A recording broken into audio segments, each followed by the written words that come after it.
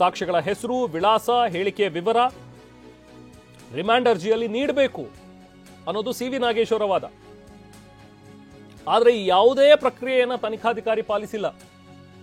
ಇದು ತಪ್ಪಲ್ವಾ, ಲ್ಯಾಪ್ಸ್ ಅಲ್ವಾ, ಇದು ಕಾನೂನು ಬಾಹಿರ ಅಲ್ವಾ ಅನ್ನುವಂಥದ್ದನ್ನ ಸಿ.ವಿ. ನಾಗೇಶ್ ಅವರು ಕೇಳ್ತಾ ಇದ್ದಾರೆ. ಈ ಹಿಂದೆ ಕೂಡ SPP ಅವರು ಇದಕ್ಕೆ ಉತ್ತರವನ್ನ ಕೊಟ್ಟಿದ್ರು. ಯಾಕಂದ್ರೆ ರಿಮಾಂಡ್ ಅರ್ಜಿಯಲ್ಲಿ ಒಂದ್ ವೇಳೆ ನಾವೇನಾದ್ರೂ ಸಾಕ್ಷಿಗಳ ಹೆಸರು, ವಿವರ ಏನಾದ್ರೂ ಕೊಟ್ಬಿಟ್ಟಿದ್ರೆ ಆಗ ಆತನಿಗೆ ಜೀವಕ್ಕಪಾಯ ಆಗ್ತಿತ್ತು. ಸೊ ಹಾಗಾಗಿ ನಾವು ಇದನ್ನ ನಮೂದಿಸಿರ್ಲಿಲ್ಲ ಅನ್ನುವಂಥದ್ದನ್ನ ಹೇಳಿದ್ರು. ಇದನ್ನು ಕೂಡ ಇವತ್ತು ಸಿ.ವಿ. ನಾಗೇಶ್ ಅವರು ಉಲ್ಲೇಖ ಮಾಡಿದ್ದಾರೆ. ಇದು ತಪ್ಪಲ್ವಾ, ಆತನಿಗೆ ಜೀವ ಬೆದರಿಕೆ ಇದೆ ಅಥವಾ ಆತನ ಜೀವಕ್ಕೆ ತೊಂದರೆ ಆಗತ್ತೆ ಅನ್ನುವಂಥದ್ದನ್ನ ಏನು ಹೇಳ್ತಾ ಇದ್ದಾರೆ. ಸೊ ಹೀಗೆ ಹೇಳಿ ಸಾಕ್ಷಿಗಳ ಹೆಸರು ಮತ್ತು ವಿಳಾಸ ಕೊಡದೇ ಇರುವಂಥದ್ದು ಇದು ಸರಿಯಲ್ಲ, ಯಾವುದೇ ಪ್ರಕ್ರಿಯೆಯನ್ನು ಇಲ್ಲಿ ತನಿಖಾಧಿಕಾರಿ ಪಾಲಿಸಿಲ್ಲ ಅನ್ನುವಂಥದ್ದನ್ನ ಕೂಡ ಕೋರ್ಟ್ನ ಗಮನಕ್ಕೆ ಸಿ.ವಿ. ನಾಗೇಶ್ ಅವರು ತಂದಿದ್ದಾರೆ. ಸೊ ಹೀಗೆ ತಮ್ಮ ಸುದೀರ್ಘ ವಾದದಲ್ಲಿ ಸಿ.ವಿ. ನಾಗೇಶ್ ಅವರು ಇವತ್ತು ಎಲ್ಲೆಲ್ಲಿ ಪ್ರೊಸೀಜರಲ್ ಲ್ಯಾಪ್ಸ್ ಆಗಿದೆ, ಹೇಗೆ ತನಿಖೆ ಹಾದಿ ತಪ್ಪಿದೆ ಅನ್ನುವಂಥದ್ದನ್ನ ಕೋರ್ಟ್ನ ಗಮನಕ್ಕೆ ತಂದಿದ್ದಾರೆ. ಮಧ್ಯದಲ್ಲಿ ಜಡ್ಜ್ ಕೂಡ ಈಗಾಗಲೇ ನ್ಯಾಯಮೂರ್ತಿಗಳು ಕೂಡ ಪ್ರಶ್ನೆಯನ್ನು ಕೇಳಿದ್ರು. ಕೆಲವೊಂದಷ್ಟು ಪಾಯಿಂಟ್ಸ್ ಅನ್ನ ನಾಗೇಶ್ ಅವರು ಎತ್ತಿದಾಗ, ಫಾರ್ ಎಕ್ಸಾಂಪಲ್ ಈಗ ಗೋವಾಗೆ ಸಾಕ್ಷ್ಯ ಒಬ್ಬ ಹೋಗಿದ್ದ ಅನ್ನುವಂಥ ಒಂದು ವಿಚಾರ. ಸೊ ಈತ 21ನೇ ತಾರೀಕಿಗೆ ಬುಕ್ ಮಾಡ್ಕೊಂಡು ಹೋಗಿದ್ದಾನೆ, ನೀವು ನೋಡಿದ್ರೆ ಸುಳ್ಳು ಹೇಳ್ತಾ ಇದ್ರಿ, ಈತನಿಗೆ ಹೆದರಿಕೆ ಇತ್ತು ಪ್ರಾಣ ಬೆದರಿಕೆಯಿಂದ, ಅಥವಾ ಆತ ಭಯ ಪಟ್ಕೊಂಡು ಹೆದರ್ಕೊಂಡು ಹೋಗಿದ್ದ ಗೋವಾಗೆ ಅಂತೇಳಿ. ಇಲ್ಲ, ಆತ ಮುಂಚೆನೆ ಪ್ಲಾನ್ ಮಾಡ್ಕೊಂಡಿದ್ದ, ನೀವು ಯಾಕೆ ಸುಳ್ಳು ಹೇಳ್ತಾ ಇದ್ರಿ ಅನ್ನೋದು. ಬಟ್ ಅದಕ್ಕೆ ಜಡ್ಜ್ ಕೂಡ ಪ್ರಶ್ನೆ ಮಾಡಿದ್ರು, ಒಟ್ಟಿನಲ್ಲಿ ಈತ ಗೋವಾಗೆ ಹೋಗಿದ್ದು ನಿಜ ಅಲ್ವಾ ಅನ್ನುವಂಥದ್ದನ್ನ ಕೂಡ ಜಡ್ಜ್ ಈ ಸಂದರ್ಭದಲ್ಲಿ ಕೇಳಿದ್ದಾರೆ. ಸೊ ಹೀಗೆ ಸುದೀರ್ಘವಾದಂಥ ಒಂದು ವಾದ ನಡೀತಾ ಇದೆ. ಇನ್ನೂ ಕೂಡ ಸಿ.ವಿ. ನಾಗೇಶ್ ಅವರು ತಮ್ಮ ಒಂದು ವಾದವನ್ನು ಮಂಡಿಸಿದ್ದಾರೆ. ಇವತ್ತು ಸಿ.ವಿ. ನಾಗೇಶ್ ಅವರು ಮೊನ್ನೆಯಿಂದಲೂ ಕೂಡ ಅಬ್ಸರ್ವ್ ಮಾಡ್ತಾ ಇದ್ದಾರೆ. ಮೊನ್ನೆ ತಮ್ಮ ಒಂದು ವಾದದಲ್ಲಿ ರಿಕವರಿ ಆದಂತಹ ಕೆಲವೊಂದಷ್ಟು ಅಂಶಗಳು, ಜೊತೆಗೆ ಏನೇನು ಹಾಜರು ಮಾಡಿದ್ರಿ ಅದೆಲ್ಲ ವಿಚಾರಗಳು, ಸೊ ಅಲ್ಲಿ ಹೇಗೆ ಪ್ರೊಸೀಜರಲ್ ಲ್ಯಾಪ್ಸ್ ಆಗಿತ್ತು ಅನ್ನುವಂಥದ್ದನ್ನ ಕೋರ್ಟ್ನ ಗಮನಕ್ಕೆ ತಂದಿದ್ರು. ಅದೇ ರೀತಿ ಇವತ್ತು ತಮ್ಮ ಒಂದು ವಾದದಲ್ಲಿ ಸುದೀರ್ಘವಾಗಿ ಅವ್ರು ಹೇಳ್ತಾ ಇರುವಂಥದ್ದು, ಸಾಕ್ಷ್ಯಗಳನ್ನು ಏನು ಪ್ರಮುಖವಾಗಿ ಇಲ್ಲಿ ಹೆಸರಿಸಿದಾರಲ್ಲ ಅದರಲ್ಲೂ 6 ಜನ ಪ್ರತ್ಯಕ್ಷ ಸಾಕ್ಷಿಗಳು ಅಂತೇಳಿ ಪ್ರಾಸಿಕ್ಯೂಷನ್ ಅವರು ಹೆಸರಿಸಿದ್ದಾರೆ. ಸೊ ಆ ಸಾಕ್ಷಿಗಳಲ್ಲಿ ಏನೇನು ಅವ್ರು ಕೊಟ್ಟಿರುವಂಥ ಸ್ಟೇಟ್ಮೆಂಟ್ನಲ್ಲಿ ವಿಚಾರಗಳಿವೆ ಅಥವಾ ಯಾವ್ಯಾವ ವಿಚಾರಗಳು ಇಲ್ಲಿಗೆ ಅಪ್ಲಿಕೇಬಲ್ ಆಗೋದಿಲ್ಲ ಅನ್ನುವಂಥದ್ದನ್ನ ಹೇಳ್ತಾ ಹೋಗ್ತಾರೆ.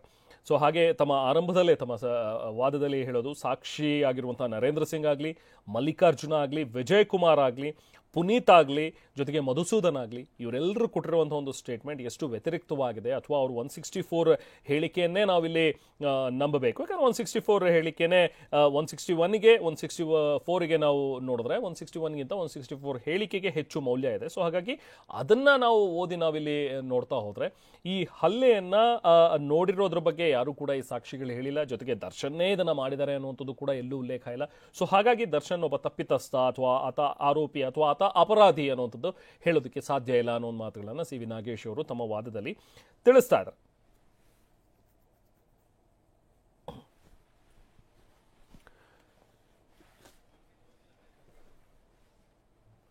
ಸೊ ಹೀಗೆ ಸಾಕ್ಷ್ಯಗಳು ಕೊಟ್ಟಿರುವಂತಹ ಸ್ಟೇಟ್ಮೆಂಟ್ಗಳು ಅದೆಲ್ಲವೂ ಕೂಡ ಓದಿ ಹೇಳಿರುವಂತಹ ಸಿ.ವಿ. ನಾಗೇಶ್ ಅವರು ಒಂದೊಂದೇ ಸಾಕ್ಷ್ಯಗಳ ಬಗ್ಗೆನೂ ಕೂಡ ಅವರು ಮಾತಾಡ್ತಾ ಹೋಗಿದ್ದಾರೆ. ಮೊದಲದಾಗಿ ನರೇಂದ್ರ ಸಿಂಗ್ ಅವರ ಒಂದು CRPC 164 ಹೇಳಿಕೆ. ಈತ ರೇಣುಕಾಸ್ವಾಮಿ ಮೇಲೆ ಹಲ್ಲೆ ಬಗ್ಗೆ ಏನೂ ಕೂಡ ಹೇಳಿಲ್ಲ. ಈತ 164 ಹೇಳಿದಾನೆ ಹೇಳಿಕೆ, ಆದರೆ ಅದನ್ನು ಹಲ್ಲೆ ನಾನು ನೋಡಿದ್ದೀನಿ ಅಥವಾ ನನ್ನ ಕಣ್ಮುಂದೆನೇ ಈ ಥರ ಹಲ್ಲೆ ಆಯಿತು, ಇವರೇ ಹೊಡೆದ್ರು ಅನ್ನುವಂಥದ್ದನ್ನು ಯಾವುದೂ ಕೂಡ ಆತ ಹೇಳಿಲ್ಲ. ಯಾವುದೇ ಆರೋಪಿಗಳನ್ನು ನಾನು ನೋಡಿದ್ದೀನಿ ಅಂತಲೂ ಕೂಡ ತನ್ನ ಸ್ಟೇಟ್ಮೆಂಟಲ್ಲಿ ಹೇಳಿಲ್ಲ. ಕಾರ್ ಬಂತು, ಕಾರ್ ಹೋಯಿತು ಅನ್ನೋದನ್ನಷ್ಟೇ ಹೇಳಿದ್ದಾರೆ. ಆದರೆ ಆ ಕಾರ್ ಬಂದಿದ್ದು ನಿಜ, ಕಾರ್ ಹೋಗಿದ್ದು ನಿಜ, ಆ ಕಾರಲ್ಲಿ 5 ಜನ ಇದ್ದಿದ್ದು ನಿಜ ಅನ್ನುವಂಥದ್ದು ಕೂಡ ಇದೆ. ಆದರೆ ಇಂಥವರೇ ಬಂದರು, ಇಂಥವ್ರು ಹಲ್ಲೆ ಮಾಡಿದ್ರು, ಇದೇ ಆರೋಪಿಗಳನ್ನು ನೋಡಿದೆ ಅನ್ನುವಂಥದ್ದನ್ನು ಆತ ಕೂಡ ಹೇಳಿಲ್ಲ ಅನ್ನೋದನ್ನು ಕೋರ್ಟ್ನ ಗಮನಕ್ಕೆ ತರ್ತಾ ಇದ್ದಾರೆ. 77ನೇ ಸಾಕ್ಷಿಯಾಗಿರುವಂಥ ಮಲ್ಲಿಕಾರ್ಜುನ, ಸೊ ಆತ ಕೂಡ 164ನಲ್ಲಿ ಸ್ಟೇಟ್ಮೆಂಟ್ ಕೊಟ್ಟಿದ್ದಾನೆ. 164 ಅಡಿಯಲ್ಲಿ ಜೂನ್ 11ನೇ ತಾರೀಕು ನನಗೆ ವಿನಯ್ ದರ್ಶನ್ ಕೊಲೆ ಮಾಡಿದ್ದಾರೆ ಅನ್ನೋದು ಗೊತ್ತಾಯ್ತು ಅಂತ ಹೇಳಿದಾನೆ ಹೊರತು ನಾನಲ್ಲಿ ಪ್ರತ್ಯಕ್ಷವಾಗಿ ನೋಡಿದೆ ಅನ್ನುವಂಥದ್ದು ಕೂಡ ಇಲ್ಲ ಈತನ ಸ್ಟೇಟ್ಮೆಂಟ್ನಲ್ಲಿ. ಈ ಹೇಳಿಕೆ ದರ್ಶನ್ ವಿರುದ್ಧ ಸಾಕ್ಷ್ಯ ಆಗೋದಿಲ್ಲ. ಯಾಕೆ ಅಂದರೆ ಘಟನೆ ನಡೆದ 3 ದಿನದ ನಂತರ ಈತನಿಗೆ ಕೃತ್ಯದ ಬಗ್ಗೆ ಗೊತ್ತಾಗಿರೋದು. ಅದು ಕೂಡ ಈತನಿಗೆ ಯಾರು ಹೇಳಿದ್ರು ಅಥವಾ ಈತ ಚಾನೆಲ್ಗಳನ್ನು ನೋಡಿ, ನ್ಯೂಸ್ ಚಾನೆಲ್ ನೋಡಿ ಗೊತ್ತಾಯಿತು. ಒಟ್ಟಿನಲ್ಲಿ ಈತ ಹೇಳಿರೋದೇನೆ ನನಗೆ 3 ದಿನ ಆದಮೇಲೆ, ಜೂನ್ 11ನೇ ತಾರೀಕು 8ನೇ ತಾರೀಕು ಕೃತ್ಯ ಆಗಿದ್ದು, ಅದಾದ ನಂತರ 11ನೇ ತಾರೀಕು 3 ದಿನ ಆದಮೇಲೆ ಇವನಿಗೆ ಗೊತ್ತಾಗಿರೋದು. ಈತ ಹೇಳೋ ಪ್ರಕಾರ ಮಲ್ಲಿಕಾರ್ಜುನ ಹೇಳೋ ಸಾಕ್ಷ್ಯವನ್ನು ನೀವು ಹೇಗೆ ಪರಿಗಣಿಸೋದಕ್ಕೆ ಸಾಧ್ಯ? ದರ್ಶನ್ ಹಲ್ಲೆ ಮಾಡಿದ್ದಾರೆ ಅಥವಾ ದರ್ಶನ್ ಕೊಲೆ ಮಾಡಿದ್ದಾರೆ ಅನ್ನೋದನ್ನು ಹೇಗೆ ಪರಿಗಣಿಸೋದಕ್ಕೆ ಸಾಧ್ಯ ಅನ್ನೋದನ್ನು ಕೂಡ ಪ್ರಶ್ನೆ ಮಾಡಿದ್ದಾರೆ. ಇನ್ನು 6 ಗಂಟೆಗೆ ದರ್ಶನ್ ಆಚೆ ಹೋದ್ರು ಅಂತ ಹೇಳಿ ವಿಜಯ್ ಕುಮಾರ್ ಸ್ಟೇಟ್ಮೆಂಟ್ ಅನ್ನ ಕೊಡ್ತಾನೆ. ಸೊ ಈತನ ಒಂದು ಸ್ಟೇಟ್ಮೆಂಟ್ ನಲ್ಲೂ ಕೂಡ ಎಲ್ಲುವೆ ಇವ್ರು ಬಂದು ಹೊಡೆದಿದ್ರಿಂದಾಗಿ ಈತನಿಗೆ ಹೀಗೆಲ್ಲ ಆಯ್ತು ಅನ್ನೋದು ಕೂಡ ಹೇಳಲ್ಲ. ಈತ ಬರೀ ಹೇಳೋದು ವಿಜಯ್ ಕುಮಾರ್, ನಾನು ನೋಡಿದೆ ಬಟ್ 6 ಗಂಟೆಗೆ ದರ್ಶನ್ ಆಚೆಗೆ ಹೋದ್ರು ಶೆಡ್ನಿಂದ ಅನ್ನೋದಷ್ಟೇ ಈತನ ಸ್ಟೇಟ್ಮೆಂಟ್ ನಲ್ಲಿರುವಂತಹ ಮೇನ್ ಪಾಯಿಂಟ್ ಅನ್ನುವಂಥದ್ದನ್ನ ಈ ಕೋರ್ಟ್ನ ಗಮನಕ್ಕೆ ಸಿ ವಿ ನಾಗೇಶ್ವರ್ ತಂದಿದ್ದಾರೆ. ಇನ್ನು ಮಧುಸೂದನ್ ಅನ್ನೋ ಹೇಳಿಕೆಯಲ್ಲೂ ಕೂಡ ಏನೂ ಇಲ್ಲ. ಆತ ಕೂಡ ಎಲ್ಲೂ ಪ್ರತ್ಯಕ್ಷವಾಗಿ ನಾನು ಇದನ್ನೆಲ್ಲ ನೋಡಿದ್ದೀನಿ ಅನ್ನುವಂಥದ್ರ ಬಗ್ಗೆ ಇಲ್ಲ. ಆತ ಮಧುಸೂದನ್ ಹೇಳುವಂಥ ಹೇಳಿಕೆ ಏನಿದೆ ಅಂದರೆ ಕಾರು ಎಂಟ್ರಿ ಆಗಿದೆ ಅನ್ನೋದನ್ನು ಹೇಳ್ತಾನೆ. ಕಾರ್ ಎಂಟ್ರಿ ಆಯಿತು, 5 ಜನ ಇದ್ರು ಅನ್ನೋದನ್ನು ಕೂಡ ಹೇಳ್ತಾನೆ. ವಿನಯ್ ಕಾರ್ ಬಂದಿರೋ ಬಗ್ಗೆ ಮಾತಾಡಿದಾನೆ ಅಂತ ಹೇಳಿಕೆ ಕೊಟ್ಟಿರೋದು. ವಿನಯ್ನ ಕಾರು ಈ ಥರದೊಂದು ಕಾರ್ ಬಂತು, ಎಂಟ್ರಿ ಆಯಿತು ಇಷ್ಟೊತ್ತಿಗೆ ಅನ್ನೋದನ್ನು ಹೇಳ್ತಾನೆ. ಅದರಲ್ಲಿ 5 ಜನ ಇದ್ರು ಅನ್ನೋದನ್ನು ಕೂಡ ಹೇಳ್ತಾನೆ. ಆದರೆ ಈತ ಕೂಡ ಮುಂದುವರೆದು ತನ್ನ ಸ್ಟೇಟ್ಮೆಂಟಲ್ಲಿ ಹೇಳೋದು 11ನೇ ತಾರೀಕು ಅಂದರೆ 3 ದಿನ ಆದಮೇಲೆ ಜೂನ್ 11ನೇ ತಾರೀಕು ನ್ಯೂಸ್ ಮೂಲಕ ನನಗೆ ಗೊತ್ತಾಗಿದ್ದು ರೇಣುಕಾಸ್ವಾಮಿ ಕೊಲೆ ಆಯಿತು ಅಂಥೇಳಿ. ಅಲ್ಲಿ ಆತ ಕಾರ್ ಬಂದಿದ್ದು ನೋಡಿದ್ರು ಕೂಡ ಅವತ್ತೇ ಗೊತ್ತಾಗಿಲ್ಲ. ನೋಡಿ, ಸಾಕ್ಷಿಗಳ ಹೇಳಿಕೆ ಪಡೆಯೋದಕ್ಕೆ 3 ದಿನ ವಿಳಂಬ ಆದರೂ ಜಾಮೀನು ಸಿಕ್ಕಿದೆ ಅಂಥೇಳಿ ಸಿ ವಿ ನಾಗೇಶ್ ಅವರು ಮಾತಾಡ್ತಾ ಇದ್ದಾರೆ ಈಗ. ಹಾಗೆ ಸುಪ್ರೀಂ ಕೋರ್ಟ್ನ ತೀರ್ಪುಗಳನ್ನು ಉಲ್ಲೇಖಿಸಿ ಸಿ ವಿ ನಾಗೇಶ್ ಅವರು ವಾದ ಮಂಡಿಸಿದ್ದಾರೆ. ಅಂದರೆ ಸಾಕ್ಷಿಗಳನ್ನ ನೀವು ತಗೋಬೇಕು, ಪರಿಗಣಿಸಬೇಕು ಅಂತ ಹೇಳಿದ್ರೆ ಕೃತ್ಯ ನಡೆದ ಕೆಲವೇ ಗಂಟೆಗಳಲ್ಲಿ ಅಥವಾ ಕೆಲವೇ ಹೊತ್ತಿನಲ್ಲಿ ನೀವು ಆ ಸಾಕ್ಷಿಗಳನ್ನ ತಗೋಬೇಕು. ಅದು ಬಿಟ್ಟು 3 ದಿನ ಆಗಿದೆ, 3 ದಿನ ವಿಳಂಬ ಆಗಿದೆ. ಈ ಸಂದರ್ಭದಲ್ಲೂ ಕೂಡ ಇಂಥದ್ದೇನಾದರೂ ಪ್ರೊಸೀಜರಲ್ ಲ್ಯಾಪ್ಸ್ ಆಗಿದ್ರೂ ಕೂಡ ಜಾಮೀನು ಕೊಟ್ಟಿದೆ ಸುಪ್ರೀಂ ಕೋರ್ಟ್ ಯಾವ್ಯಾವ ಪ್ರಕರಣಗಳಲ್ಲಿ ಈ ಥರದ ಜಾಮೀನು ಕೊಟ್ಟಿದೆ ಅನ್ನುವಂಥದ್ದನ್ನು ಕೂಡ ಸಿ ವಿ ನಾಗೇಶ್ ಅವರು ಇಲ್ಲಿ ಉಲ್ಲೇಖ ಮಾಡ್ತಾ ಇದ್ದಾರೆ. ಸುಪ್ರೀಂ ಕೋರ್ಟ್ನ ಕೆಲವು ತೀರ್ಪುಗಳನ್ನು ಸಿ ವಿ ನಾಗೇಶ್ ಅವರು ಉಲ್ಲೇಖಿಸಿ ತಮ್ಮ ವಾದವನ್ನು ಮಂಡಿಸ್ತಾ ಇದ್ದಾರೆ. ನಾ ಮಾತಾಡ್ತಾ ಇದೆ ಮಧುಸೂದನ್ ಅವರ ಒಂದು ಹೇಳಿಕೆ ಬಗ್ಗೆನೂ ಕೂಡ ಇವತ್ತು ಸಿ ವಿ ನಾಗೇಶ್ ಅವರು ಕೊಟ್ಟಂತಹ ತಮ್ಮ ಒಂದು ಸ್ಟೇಟ್ಮೆಂಟ್ ಅಥವಾ ತಮ್ಮ ವಾದದಲ್ಲಿ ಅವರು ಹೇಳ್ತಾ ಇರುವಂಥ ವಿಚಾರ. ಮಧುಸೂದನ್ ಅನ್ನೋರು ಕೂಡ ಪ್ರತ್ಯಕ್ಷ ಸಾಕ್ಷಿ ಅಂತ ನೀವೇನು ಹೇಳ್ತಾ ಇದ್ರಿ, 6 ಗಂಟೆಗೆ ಕಾರ್ ಬಂದಿದ್ರ ಬಗ್ಗೆ, ಕಾರ್ ಎಂಟ್ರಿ ಆಗಿರೋದ್ರ ಬಗ್ಗೆ ಹೇಳ್ತಾನೆ ಹೊರತು ಅದರಲ್ಲಿ 5 ಜನ ಇದ್ರು ಅನ್ನೋವಂಥದ್ದನ್ನು ಕೂಡ ಹೇಳ್ತಾನೆ ಹೊರತು ಅದು ಬಿಟ್ಟು ಕೊಲೆ ಆಗಿದ್ರ ಬಗ್ಗೆ ಈತನಿಗೆ ಗೊತ್ತಿಲ್ಲ.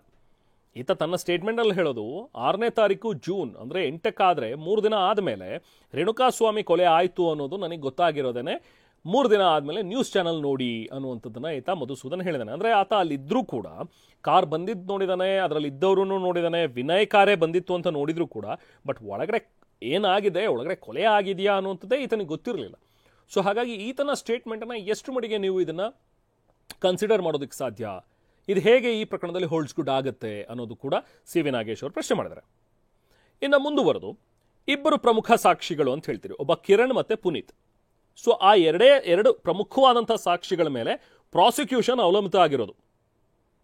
ಆದರೆ ಇಲ್ಲಿ ಇನ್ನೊಂದು ವಿಚಾರ ನೋಡಬೇಕು ಅಂದರೆ ಅವರೂ ಕೂಡ ಈ ಆರೋಪಿಗಳು ಅಂತ ಏನು ಹೇಳಿದಾರಲ್ಲ 17 ಜನ, ಈ ಆರೋಪಿಗಳ ಸಹಚರರು ಅನ್ನೋದನ್ನು ಭಾವಿಸ್ಬೇಕಾಗತ್ತೆ. ಯಾಕಂದರೆ ಇವರು ಕೂಡ ಅಲ್ಲಿದ್ದವರು ಅಂತ ನೀವು ತಗೊಂಡಿದ್ದೀರಿ. ಇದೇ 2 ಸಾಕ್ಷಿಗಳ ಮೇಲೆ, ಕಿರಣ್ ಮತ್ತು ಪುನೀತ್ ಮೇಲೆ ನೀವು ಪ್ರಾಸಿಕ್ಯೂಷನ್ ಅವಲಂಬಿತವಾಗಿದೆ. ಆದರೆ ಅವರೂ ಕೂಡ ಆರೋಪಿಗಳ ಸಹಚರರು ಅನ್ನೋದನ್ನೇ ನಾವಿಲ್ಲಿ ಭಾವಿಸಬೇಕಾಗತ್ತೆ ಅನ್ನುವಂಥದ್ದನ್ನು ಕೂಡ ಇವತ್ತು ಸಿ ವಿ ನಾಗೇಶ್ ಅವರು ಮಾತಾಡಿದ್ದಾರೆ. ಇನ್ನೊಂದು A13 ದೀಪಕ್ ಕುಮಾರ್. ಸೊ ಅವರು A13 ಆಗಿರುವಂಥ ದೀಪಕ್ ಕುಮಾರ್ ಏನಿದ್ದಾರೆ ಶೆಡ್ನ ಮಾಲೀಕರು. ಆ ಶೆಡ್ನಲ್ಲಿ ಕೆಲಸ ಮಾಡುವಂಥವ್ರು ಇವರಿಬ್ರು, ಕಿರಣ್ ಮತ್ತು ಪುನೀತ್. ಸೊ ಇವರು ಕಾರ್ಮಿಕರಾಗಿದ್ದಂಥವ್ರು ಆ ಶೆಡ್ನಲ್ಲಿ ಅನ್ನೋದನ್ನು ಕೂಡ ಕೋರ್ಟ್ನ ಗಮನಕ್ಕೆ ಇವತ್ತು ಸಿ ವಿ ನಾಗೇಶ್ ತಂದಿದ್ದಾರೆ. ಜೊತೆಗೆ ಈಗಾಗಲೇ A13 ದೀಪಕ್ಕಿಗೆ ಕೋರ್ಟ್ ಈಗಾಗಲೇ ಜಾಮೀನು ಕೊಟ್ಟಿದೆ. ಈ ಶೆಡ್ಡನ್ನು ಬಳಕೆ ಮಾಡ್ತಾ ಇದ್ದಿದ್ದು ಕೂಡ A13 ದೀಪಕ್. ಸೊ ಈತ ಕೂಡ ಒಬ್ಬ ಆರೋಪಿ, ಅಂದರೆ ಈತ ಹಲ್ಲೆ ಮಾಡಿದಾನೆ ಅಂತ ಹೇಳ್ತಾ ಇದ್ದೀರಿ, ನೀವು ಆರೋಪ ಮಾಡ್ತಾ ಇದ್ದೀರಲ್ಲ, ಈತ ಕೂಡ ಒಬ್ಬ ಆರೋಪಿನೇ, A13 ಈತ. ಆದರೆ ಈತನಿಗೆ ಈಗಾಗಲೇ ಜಾಮೀನು ಸಿಕ್ಕಿದೆ. ಹಾಗೆ ಈ ಕಿರಣ್ ಮತ್ತೆ ಪುನೀತ್ ನೀವೇನು ಹೇಳ್ತಾ ಇದ್ದೀರಾ ಪ್ರಮುಖ ಸಾಕ್ಷಿ, ಈ ಇಬ್ರು ಕೂಡ ಶೆಡ್ನಲ್ಲಿ ಕೆಲಸ ಮಾಡೋ ಕಾರ್ಮಿಕರು. ಅದು A13 ದೀಪಕ್ನ ಶೆಡ್ನಲ್ಲಿ ಕೆಲಸ ಮಾಡೋ ಕಾರ್ಮಿಕರು. ಅದಾಗ್ಯೂ ಕೂಡ ದೀಪಕ್ ಕೂಡ ಹಲ್ಲೆ ಮಾಡಿದಾನೆ ಅನ್ನುವಂಥದ್ದು ಚಾರ್ಜ್ ಶೀಟ್ನಲ್ಲಿ ಇದ್ರು. ನೀವು ದೀಪಕ್ಕಿಗೆ ಈಗಾಗಲೇ ಜಾಮೀನು ಸಿಕ್ಕಾಗಿದೆ.